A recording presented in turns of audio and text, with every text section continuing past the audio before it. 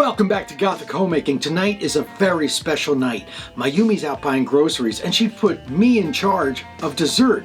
The problem is I don't know how to bake. However, I've come up with an idea for a dessert that's going to look great. It's going to taste even better. And there's no baking involved. It's going to be so easy to make. Now, you've all heard of dirt cake and cemetery pudding and things of that nature. This is a take on that theme, but it's my own spin, which I like to call Black Forest Cemetery Dirt Parfait. And this is what you need in order to make it. Now, you're gonna need something to serve it in. I'm gonna be using these adorable cauldrons. I got these at Michael's. Our main ingredient is Oreos. That's what we're gonna make the dirt with. We're gonna need some Cool Whip and some kind of chocolate pudding. I've got 3 varieties here, we can get to that later, and cherry pie filling. Canned or jarred. But first, before we do anything else, let's crush these Oreos.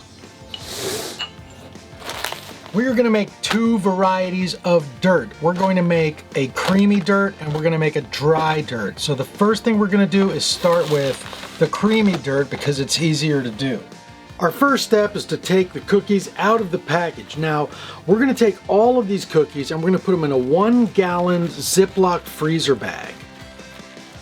You want to get out as much air as you can and then lock that up. And now with a rolling pin, you want to gently tap these cookies to start crushing them. Eventually you're going to roll these out until you end up with a chunky dirt consistency. And of course, if any pieces fall out, they are fair game. Now we're going to do our topsoil, if you will. For this one, we are going to take out all of our cookies, and this time we are actually going to remove all of the cream using a knife. You can collect the cream in a bowl if you like, but we're ultimately not going to be using it for this recipe. And because this is rather time consuming, we're going to speed it up a bit.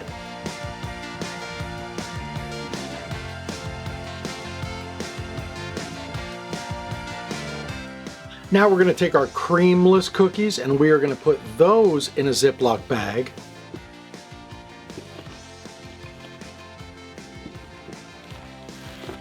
And once again, we're going to tap it with a rolling pin and we're going to really roll this out to get a really nice fine texture. That really does look like dirt, doesn't it? Now we've got our creamy dirt and we've got our dry dirt, but the next thing we're going to need is chocolate pudding.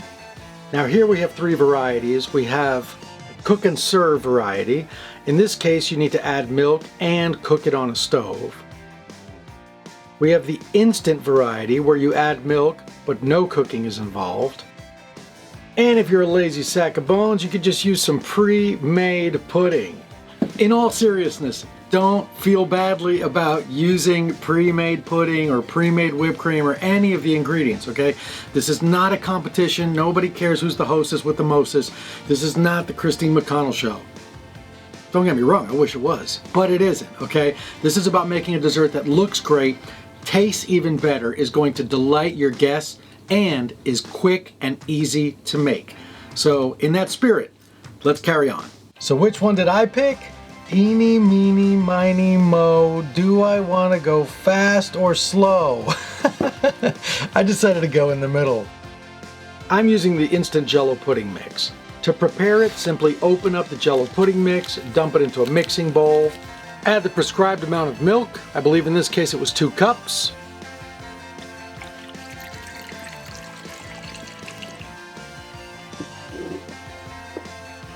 And then slowly whisk it in to your Jell-O pudding mix.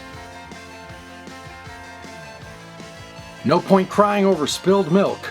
Just mix, mix, mix. Mix, mix, mix. Mix your pudding. Mix your pudding, yeah. Our second main ingredient is now ready to go. We're just gonna put that in the refrigerator to firm up for a little while. Here are all the ingredients you'll need to start assembling this dessert. This is our creamy, chunky dirt. It's got a nice rocky consistency. Our rich, delicious chocolate pudding. Next, the combination of Cool Whip and cherry pie filling is really what gives this a Black Forest flavor. And of course, it wouldn't be a cemetery without some dirt. And here's our finely ground topsoil. Let's get started. First, we add some of our creamy dirt to the bottom of the cauldron. That's going to be our foundation. Next, we spoon in some chocolate pudding. I have to mention that the instant pudding mix made a vastly more rich and delicious pudding than what I would have expected. It was a nice surprise. Just spoon that in and spread it around. Next, we spoon in some Cool Whip. This one's hard to get flat. And then we add our cherry pie filling. You can add just a dollop to the center for a nice flavor surprise, or a whole layer if you like. Now keep in mind the order of the layers is entirely up to you. I think I'd like a little bit of cemetery dirt on my cherries at this point, so I'm going to go ahead and add that. It's also very useful in helping me to pack it down to make the dessert a bit more firm. But the penultimate layer really needs to be the pudding. So let's get a nice mound of that in our cauldron that nearly reaches the rim. And now we're ready for our cemetery dirt. This is best done over the bowl of dirt to catch the potential landslide of crumbs and to shake off the excess. That really looks like dirt, doesn't it? Of course, if you make this in a glass vessel, your guests will be able to marvel at the different layers, but I specifically wanted to make a graveyard in a cauldron.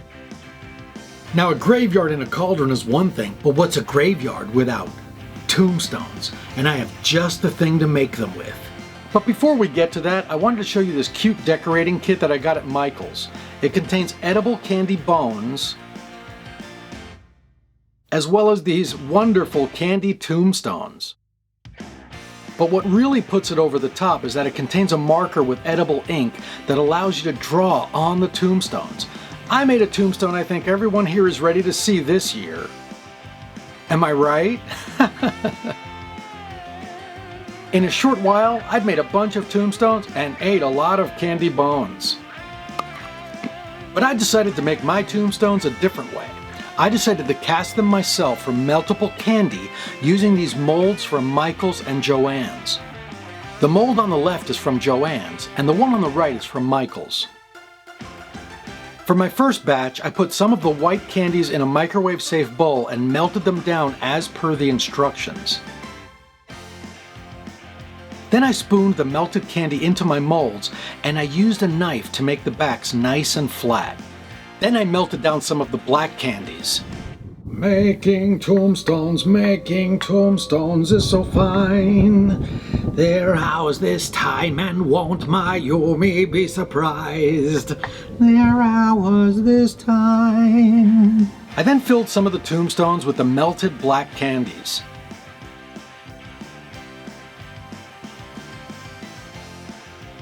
I put them in the freezer to cool down faster, and when they hardened, I popped them out. And here is my miniature candy graveyard. I couldn't help but notice that one had accidentally become swirled, and I wondered, could I perhaps mix the white and black candies to create gray marbled tombstones? I was dead set to do just that. I intentionally didn't mix the colors very thoroughly to ensure they would look like marble.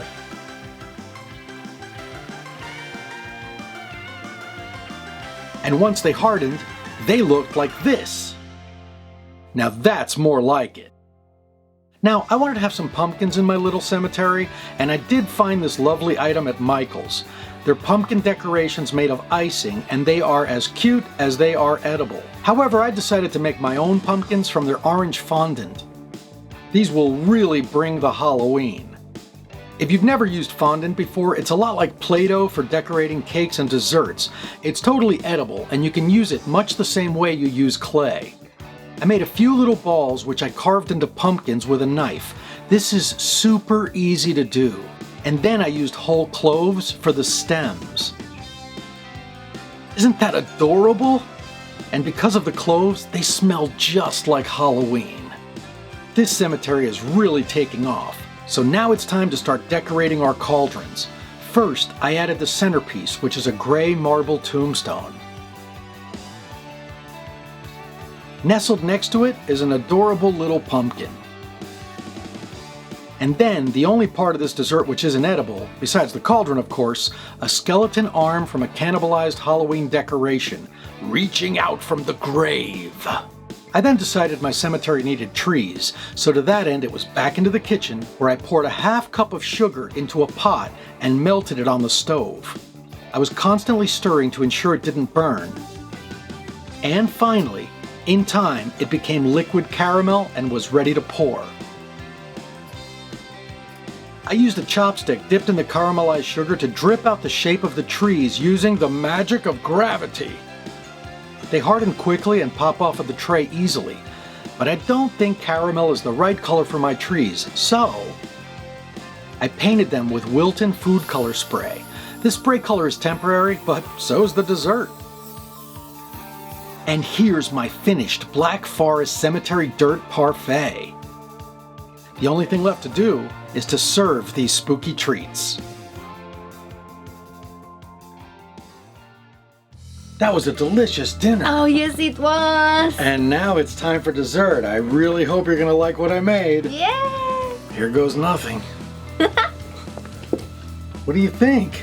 Oh, wow, my love. It is beautiful. I'm so glad you like it. Oh, and these little pumpkins. Where did you buy them? I didn't buy them, I made them. What? They're completely edible. Really? Yes. And the tombstones? No, they're plastic, right? No, I made those too. They're chocolate. Yeah, Wow. you can totally eat them. Oh, amazing. It's like a little cemetery in a cauldron. Oh, yes, that's why it looks like it has dirt. Yeah, if you like dirt, dig in.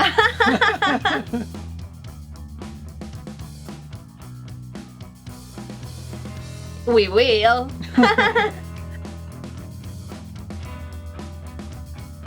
I'm gonna eat a little pumpkin.